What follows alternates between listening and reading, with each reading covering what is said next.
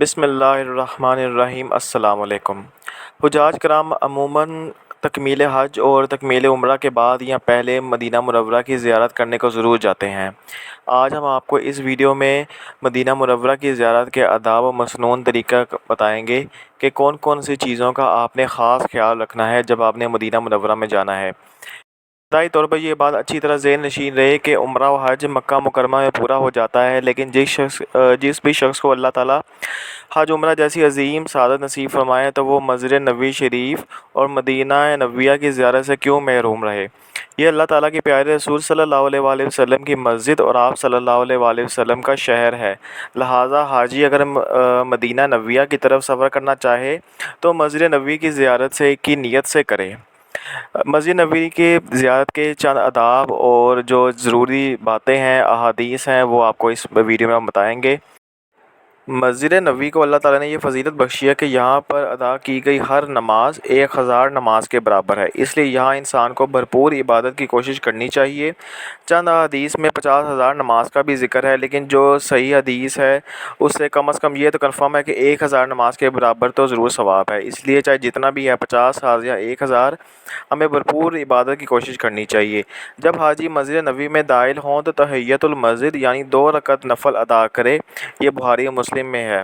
مسجد نبوی میں منبر اور رسول اکرم صلی اللہ علیہ وآلہ وسلم کے گھر کا درمیانی حصہ روضہ اور ریاض الجنہ کہلاتا ہے۔ یہاں داخلے کے لیے آپ پہلے ہی زائرین کی رجسٹریشن کر لی جاتی ہے اور ہر شخص کو اپنے وقت کا پہلے سے علم ہو جاتا ہے اس کا نمبر کس وقت لگا ہے۔ زائرین و حجاج کرام 2 یا 4 رکعت نفل ادا کریں گے اور اللہ کے حضور دعا مانگیں، جتنا بھی آپ کو ٹائم ملتا ہے اتنے نفل ادا کریں۔ مسجد کا یہ والا حصہ اجر و ثواب کے اعتبار سے برابر ہے، کسی ستون یا عمود کی کوئی اضافی فضیلت نہیں ہے۔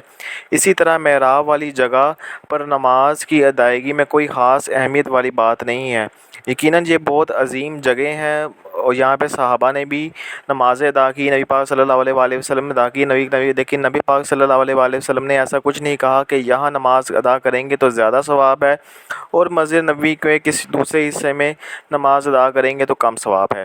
منبر، محراب اور دیواروں کو چومنے یا تسبیح اور رومال وغیرہ کو ان سے رگڑنے کا کوئی ثبوت شریعت سے نہیں ملتا، چنانچہ اس سے گریز کرنا چاہیے۔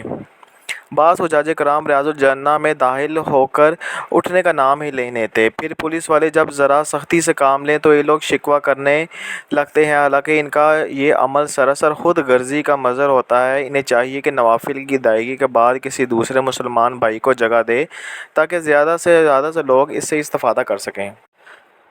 بعض لوگ نماز باجماعت کے لیے امام کے قریب والی صفیں چھوڑ کر ریاض الجنہ میں ہی بیٹھے رہتے ہیں اور فرائض وہاں ادا کرتے ہیں، حالانکہ تھوڑی سی محنت کر کے وہ امام کے پیچھے جگہ پا سکتے ہیں۔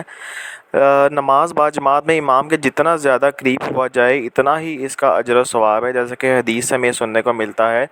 ریاض الجنہ میں فرض پڑھنے کی نسبت پہلی صف کے نمازی کو ثواب زیادہ ملے گا، یہ حدیث میں یہی ہے، جو جتنا امام کے قریب ہوگا اس کا ثواب اتنا زیادہ ہے۔ یہاں یہ بات یاد رہے کہ ریاض الجنہ میں پڑھی یا مسجد نبوی کے کسی بھی حصے میں نماز پڑھی جائے وہ ازروئے حدیث کے 1000 نماز کے برابر ہی ہوئے گی، چاہے آپ مسجد نبوی میں کہیں بھی نماز پڑھیں یا چاہے آپ ریاض الجنہ میں نماز پڑھیں۔ البتہ ریاض الجنہ چونکہ مسجد کا خصوصی حصہ ہے، اس لیے یہاں نماز پڑھنے کا کوئی اضافی ثواب اللہ تعالیٰ اپنے بندے کو جس قدر زیادہ دینا چاہیں وہ اس کی مرضی سے دیں، ورنہ ہم خود سے یہ طے نہیں کر سکتے کہ یہاں کی نماز باقی مسجد میں ادا کی گئی نماز سے اتنے گنا زیادہ ہے، اتنے گنا فضیلت والی ہے۔ مسجد نبوی کے کل 41 دروازے ہیں جو مختلف ناموں سے موسوم ہیں۔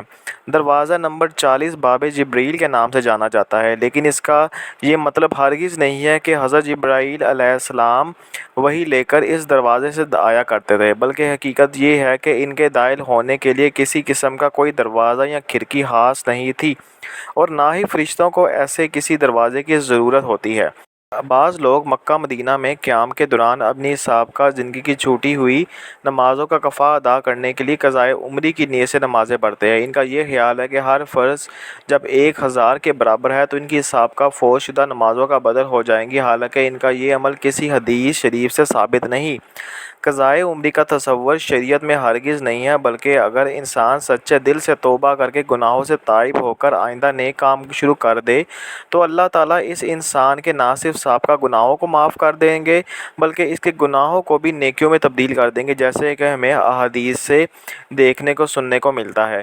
لہٰذا ایسے بھائی جو اپنی سابقہ زندگی کی نمازیں ترک کرتے رہے ہیں، ان کے ذمہ سچی توبہ ہے اور آئندہ سے نماز نہ چھوڑنے کا اللہ سے پکا وعدہ ہے اور باقاعدگی سے نماز ادا کرنا ہے۔ مسجد نبوی کے علاوہ مدینہ منورہ کی شرعی دوسری زیارتیں بھی ہیں، جیسے قبر رسول صلی اللہ علیہ وآلہ وسلم کی زیارت۔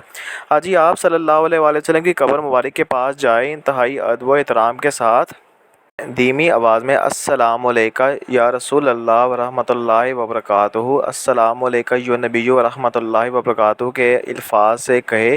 پھر حضرت ابوبکر صدیق رضی اللہ تعالیٰ عنہ اور حضرت عمر فاروق رضی اللہ عنہ کو بھی السلام علیکہ یا ابا بکر الصدیق، السلام علیکہ یا عمر الفاروق کے الفاظ کہے۔ سلام کہتے وقت جالیوں کو چھونے، چومنے یا اپنے رومال اور کپڑوں کو دیواروں سے رگڑنے کی کوشش کرنا بھی درست سنت نہیں ہے۔ یہ وہ کھڑکیاں یا وہ جالیاں نہیں ہیں جو کہ رسول کریم صلی اللہ علیہ وآلہ وسلم کے زمانے کی تھیں، بلکہ یہ ساری عمارت اب بنائی گئی ہے۔ سلام سے فراغت کے بعد سلام کے 2 نفل ادا کرنا یا لمبی دعا کرنا بھی خلاف شریعت ہے۔ سلام کرنے کے بعد حاجی کو پلٹ کے جانا چاہیے، واپسی الٹے پاؤں چلنے کوئی ادب نہیں ہے۔ اگر آپ صلی اللہ علیہ وسلم کی قبر مبارک کو پیٹ کرنا بے ادبی ہوتا تو حضرت عمر عثمان رضی اللہ عنہ موجودہ محراب میں کھڑے ہو کر کبھی بھی نماز نہ کرواتے۔ بعض لوگ سمجھتے ہیں کہ حضرت عائشہ رضی اللہ عنہ کی قبر بھی رسول کریم صلی اللہ علیہ وآلہ وسلم کے ساتھ ہی ہے، جبکہ درست بات یہ ہے کہ ان کی قبر بقیع الغرقد میں ہے۔ بقیع الغرقد کی زیارت یہ مدینہ منورہ کا قبرستان ہے جہاں کم و بیش 10,000 کے قریب صحابہ کرام مدفون ہیں اور آج تک یہاں پر تدفین جاری ہے۔ حاجی وہاں جائے، صحابہ کرام رضی اللہ عنہم اور تمام مومنین کے لیے استغفار اور بلندی درجات کی دعا کرے۔ اس قبرستان میں کسی صحابی کی قبر کی کوئی شناخت نہیں۔ لوگوں کے پاس عموماً جو نقشے ہوتے ہیں وہ سب تخیلاتی ہیں۔ حقیقت یہ ہے کہ پرانی قبریں 25-30 فٹ نیچے جا چکی ہیں، 14 صدیوں سے یہاں تدفین ہو رہی ہے اور ایک ایک قبر میں نہ جانے کتنے سینکڑوں لوگ دفن ہو چکے ہیں، لہٰذا کسی قبر کی شناخت کیسے ممکن ہو سکتی ہے؟ بعض لوگ اپنے یا کسی عزیز کے ٹوٹے ہوئے دانت ادھر بقیع میں دفن کرنے کی غرض سے لاتے ہیں، جو کہ بے فائدہ کام ہے۔ برکت، شفا، اولاد یا کسی اور غرض سے قبرستان یا کسی اور جگہ سے مٹی یا گندم اٹھانا بالکل ناجائز عمل ہے، بلکہ یہ کام انسان کو شرک تک بھی لے جا سکتا ہے، اس لیے اس سے اجتناب بہت ضروری ہے۔ شہدائے احد کی زیارت حاجی شہدائے احد کی قبروں کے پاس جائے، ان کے درجات کی بلندی کے لیے دعا کرے اور قبرستان والی دعا پڑھے۔ مسجد قباء کی زیارت زائرین حجاج کرام اپنی رہائش گاہوں یا مسجد نبوی سے باوضو ہو کر مسجد قباء جائیں اور وہاں 2 نفل ادا کریں، جس کا ثواب 1 عمرے کے برابر ہے۔ یہ سنن نسائی کی حدیث ہے۔ آخر میں اللہ تعالیٰ سے دعا ہے کہ اللہ پاک تمام حجاج کرام کے حج عمرے کو قبول کرے اور انہیں حج مبرور کے سعادت سے مالا مال فرمائے، اور جو لوگ بیت اللہ کی زیارت کے لیے تڑپ رہے ہیں اللہ تعالیٰ انہیں بھی جلد از جلد ان مقدس مقامات کی زیارت نصیب فرمائے، آمین یا رب العالمین۔